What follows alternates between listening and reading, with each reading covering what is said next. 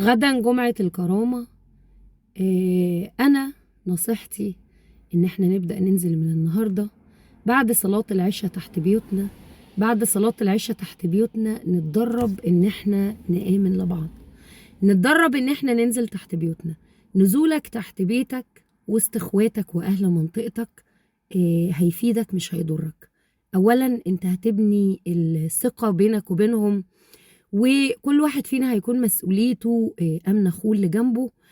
إحنا سلميين، لا نعتدي على المعابد ولا على الكنائس ولا على المساجد ولا على المنشآت العامة أو الخاصة أو أي ممتلكات لأي شخص كان من كان. أوصيكم بالسلمية، لأن هم أساسا عايزين يجرونا لسيناريو الفوضى علشان يقسموا البلد. احنا عايزين ننزل تحت بيوتنا.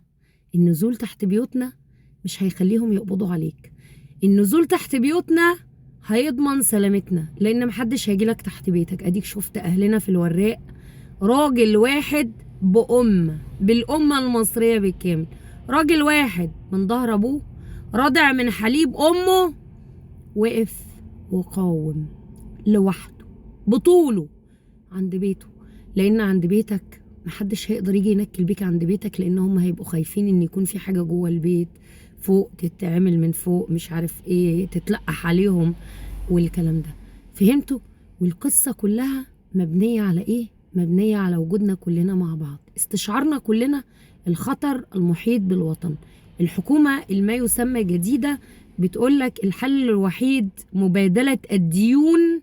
مبادله الديون بايه بقى؟ باستثمارات. والاستثمارات بالنسبه لهم يعني تفريط في اراضي الدوله. يعني عشان هو يسد ال 450 مليار اللي ورط الدوله فيهم عشان يركب طيارات ويركب مراته ومش عارف ايه ويلبسها المظات والكلام ده كله، والفلوس اللي بيهربها على تل ابيب في القصر بتاعه هناك والبنوك بتاعت تل ابيب، الجاسوس الاسرائيلي عبد الفتاح السيسي هيبيع اراضي مصر بالكامل كلها. طالع المتحدث كمان باسم رئاسة الوزراء يقول لك تكلفة الدعم أصبحت عائق أو عائق في مسيرة التطور والنماء للدولة المصرية، ولا تستطيع الدولة تحملها أكثر من ذلك. ده بيقول لكم إيه؟ بيقول لكم إن الدنيا كده رايحة في ده.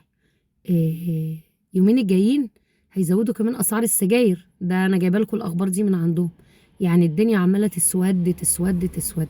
انزل تحت بيتك، انزل تحت بيتك، احنا القوة، احنا الشعب. املك زمام امرك.